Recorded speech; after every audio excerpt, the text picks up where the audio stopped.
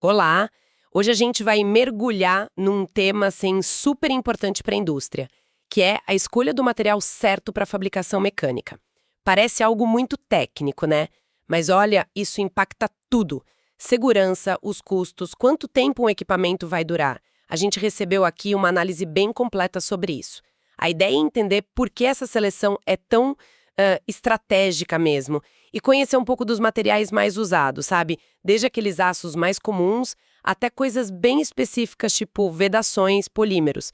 Porque, vamos combinar, escolher errado pode dar uma dor de cabeça. Falha, equipamento parado, prejuízo enorme, certo? Exatamente. A história da engenharia é muito ligada aos materiais novos que vão surgindo. Pensa lá atrás, na Revolução Industrial, o aço carbono. E hoje, nossa, a gente tem aços liga, os inoxidáveis, materiais super avançados como carbetos, polímeros. Então, a seleção correta faz parte do que a gente chama de engenharia de confiabilidade, de manutenção de classe mundial. E não é só olhar o preço na hora de comprar, sabe? O importante mesmo é o custo total do ciclo de vida, o LCC. Às vezes, um material um pouquinho mais caro, mas que evita um monte de manutenção lá na frente, ele se paga rapidinho. Faz todo sentido, é pensar no longo prazo, né? E imagino que cada material reage de um jeito muito diferente dependendo da situação. Por exemplo, um aço carbono simples, tipo, sei lá, num 10-20. Ele serve bem para uma estrutura que não pega muita corrosão, certo? Para estruturas mais simples, bases, suportes. Ele solda bem, tem o custo baixo, mas precisa de proteção contra ferrugem, claro. Agora, se o ambiente for agressivo, com umidade, química, aí ele não aguenta. Não mesmo. Aí a gente já pensa num aço inox, talvez um 316, que tem uma resistência excelente à corrosão geral, principalmente contra cloretos. E se o problema for tipo muito atrito, desgaste pesado, como em mineração? Aí o buraco é mais embaixo. Para abrasão severa, assim, a gente já fala de materiais super duros, como os carbetos. Carbeto de tungstênio, carbeto de silício. Nossa, são outros níveis de dureza. E você mencionou amônia antes. Tem materiais que simplesmente não podem ser usados com amônia, né? Crucial. A amônia é um exemplo clássico de incompatibilidade química. Uma vedação errada ali, feita de um material incompatível, pode ser desastroso. Vazamentos graves. Entendi. Então cada material tem sua identidade, digamos assim, com resistência, dureza. Exato. Cada um tem sua combinação única de propriedades. Resistência mecânica para aguentar esforço, dureza para resistir ao risco e desgaste, tenacidade, que é a capacidade de absorver energia sem trincar, a resistência à corrosão, claro, e como ele se comporta em diferentes temperaturas. Vamos dar uma olhada rápida em alguns grupos importantes. Vamos sim, começando pelos básicos, os aços carbono. Isso. O 120, baixo carbono, é o feijão com arroz estrutural. Barato, soldável. Já o 145, que tem um pouco mais de carbono, é mais resistente. E o mais importante, ele permite tratamento térmico, a têmpera. A têmpera, para deixar mais duro, né? Isso. Fica bem mais duro e resistente ao desgaste. Ótimo para eixos, pinos, alguns acoplamentos. Só a soldagem dele que já pede um pouco mais de cuidado que o 120. E os de alto carbono? Esses ficam extremamente duros depois da têmpera. Bons para molas, ferramentas de corte, mas aí eles ficam mais frágeis também.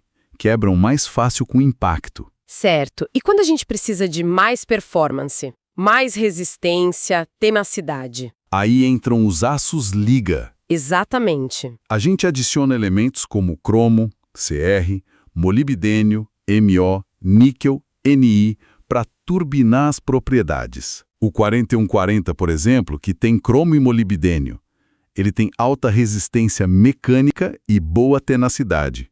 É muito usado para eixas de máquinas pesadas, parafusos de alta responsabilidade. E aquele 8620 que você mencionou, para engrenagens? Isso. O 8620 é um aço com níquel, cromo e molibdênio.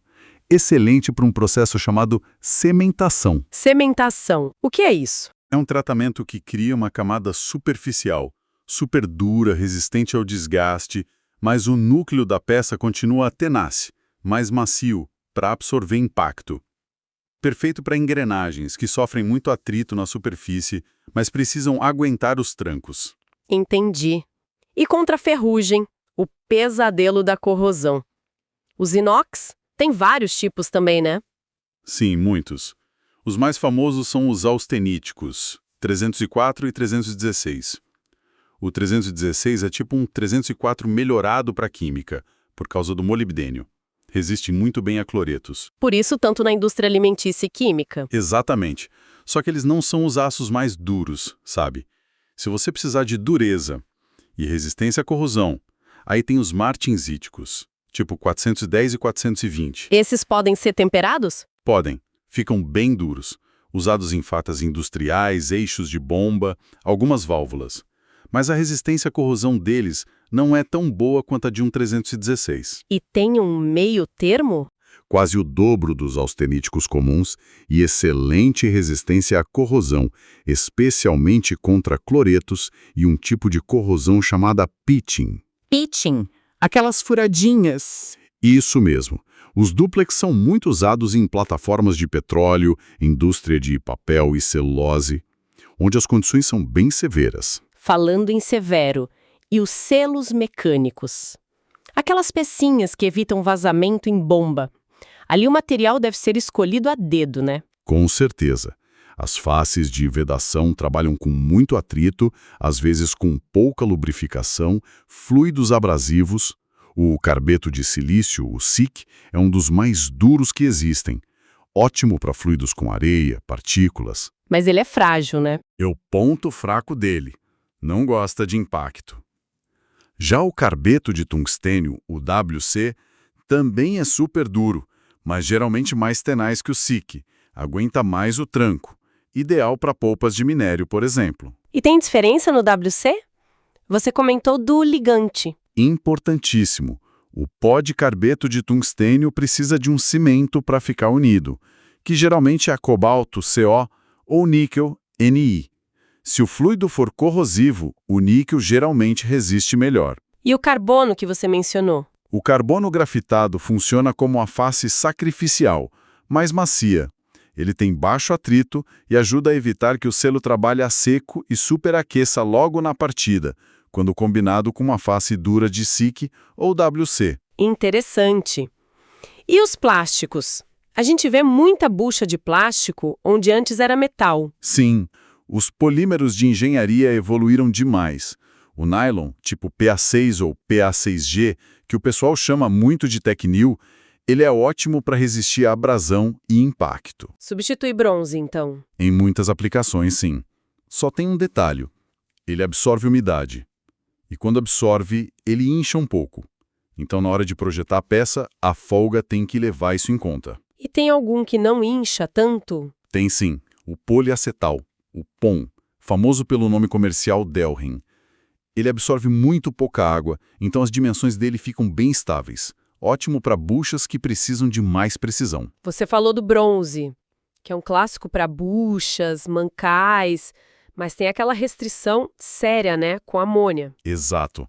Isso é regra de ouro. Nunca usar bronze, latão ou qualquer liga de cobre em contato com amônia. A amônia simplesmente come o cobre. E o que se usa então para amônia, se precisar de metal? Alumínio recosido. É usado para juntas, por exemplo. Ele é quimicamente compatível. E essa incompatibilidade com amônia vale para borrachas também? Vale para algumas das mais comuns. A borracha nitrílica, NBR, que é excelente para óleo e graxa, não pode com amônia. E o Viton, aquele famoso para alta temperatura e químicos? O FKM, né? Que a marca mais conhecida é Viton. Também não é recomendado para amônia. E qual é a borracha boa para amônia, então? Geralmente se usa EPDM. O EPDM é ótimo para amônia e também para água, vapor, alguns químicos alcalinos. O neoprene, CR, até tem uma compatibilidade razoável, mas não é o ideal. Nossa, é um mundo de detalhes. Quer dizer, não basta escolher um material, tem que saber o fluido, a temperatura, pressão. Tudo isso. O fluido de processo, a faixa de temperatura, a pressão de trabalho, o tipo de desgaste esperado, abrasão, erosão, fadiga, até o acabamento da superfície da peça, a rugosidade Ra e a dureza final, HRC. Tudo influencia. Fica muito claro que a escolha é super estratégica mesmo. É fundamental. E se a gente pudesse resumir os pontos-chave dessa nossa conversa. Primeiro, olhar o custo do ciclo de vida, não só o preço inicial. Segundo, não existe material que serve para tudo. As propriedades têm que bater com a aplicação. Resistência mecânica, corrosão, desgaste, temperatura e a bendita compatibilidade química. Tudo junto. Aham. E terceiro, os detalhes fazem a diferença. O ligante do WC, a absorção de água do nylon, a incompatibilidade do bronze com a amônia. Ignorar isso é pedir para ter problema. É um pilar da confiabilidade industrial. Perfeito. Deixa a gente pensando, né? Com a ciência dos materiais avançando sem parar, novas técnicas tipo impressão 3D de metal. Como será que os próximos materiais, talvez aqueles inteligentes ou novos jeitos de fabricar, vão mudar ainda mais como a gente projeta e escolhe componentes, para garantir que durem mais e funcionem melhor em ambientes cada vez mais desafiadores? Fica aí a reflexão para todo mundo. Até a próxima. Siga os canais do Manual da Manutenção nas redes sociais e não deixe de compartilhar. Obrigado!